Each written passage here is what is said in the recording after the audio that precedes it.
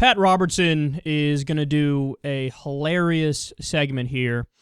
He's going to warn somebody in his audience about the evil people who curse unborn babies. Young parents now regularly post fetal ultrasound photos on their Facebook Facebook photo. From a spiritual point of view, is there any harm in doing this? Please give me your thoughts on this. I don't think there's any harm in it, but I tell you, there are demons and there are evil people in the world, and you post a picture like that and some cultist gets hold of it, a coven, and they begin muttering curses against an unborn child.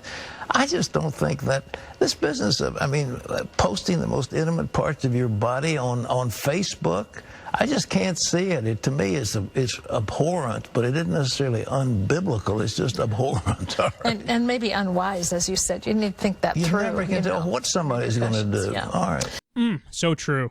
He actually was close to a decent point at the end when he was like, look, don't put everything on Facebook. I've said that for the longest time, but look, it's just my opinion. I mean, you really could do whatever the fuck you want to do, but yeah, should you be concerned that maybe an employer won't hire you if there's pictures of you on Facebook literally sitting on the toilet, as was a trend when I was in high school that girls would do who we knew? They'd be on the toilet, like laughing or some shit on a drunk night, and they'd post it on Facebook. Like, what? I don't know what the fuck is it. What is that about? I don't understand that. Or you literally put pictures of your naked baby in the bathtub. Come on, man. You got to be smarter than that. I mean, number one, your kid's too young to consent, but that's a thing that would need consent. Like, don't fucking show your baby's dick or vagina to the whole world. And you don't know, who the fuck is out there who's might be into that and they're looking at it in that creepy way. So just be smarter than that. So on that point, I actually somewhat agree with him. But of course, he's Pat Robertson. He had to shit the bed with his logic at some point. He said, there are a lot of demons out there, and you got to beware of the covens and the cultists.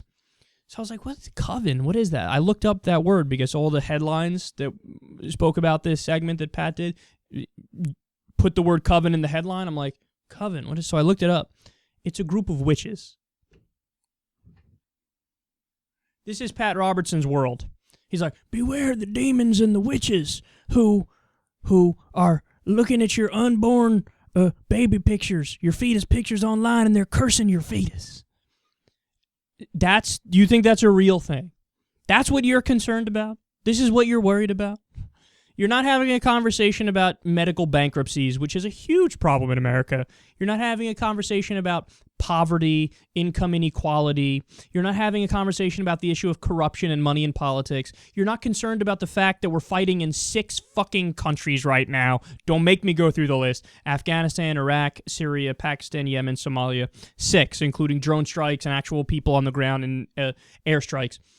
But you're not talking about that. You're scared of the demons and the witches and the cultists.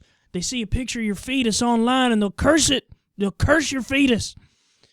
You know what? I'm going to stop. The jig is up, guys. Pat got us. He caught us. He was on to us all along. He figured it out. Pat, you got me. Whenever I'm not doing my show and reading articles or playing golf or poker or something, what am I doing? I'm surfing Facebook. I'll find a picture of a fetus and I go, evil fetus, pain, hatred, disease, sickness. I curse thine fetus. You caught me, bro. That's what I do. Everybody who listens to the show, they do it too. Liberals do it. All of us liberals. I get together with Bill Ayers, of course. Come on, he leads us. That's obvious. Saul Alinsky, if he's still alive, and if I knew who the fuck he really was. But of course we get with him because conservatives say we do. The new Black Panthers and Michael Moore, Code Pink, we all get together and say, all right, guys, so next Tuesday we're going to do a fetus cursing, right? Is that what we do? Yeah, rock on. Let's do it. Whose house? Who's bringing the chips and dip? Whose house? Let's go to Bill Maher's house, and then we'll curse the fetuses from there. Pat, you're an idiot. I don't know how else to say it. But see, this all stems from this thing that people who are not bright, this is what they do. And you see it all the time with extreme far right-wing circles. What they do is they say, not only do I disagree with people, right? So like on the issue of abortion, this is kind of what he's alluding to here. Not only do I disagree with people on the issue of abortion, they're evil, they're demons, they're witches, right? It can't be that somebody actually sat down and they looked at the science and they said, oh, look at this. There's gametes, there's zygotes, there's embryos, there's pregestation fetuses. At what point does viability happen? Okay, 22 weeks. At what point is the nervous system created? Okay, about 22 weeks or so.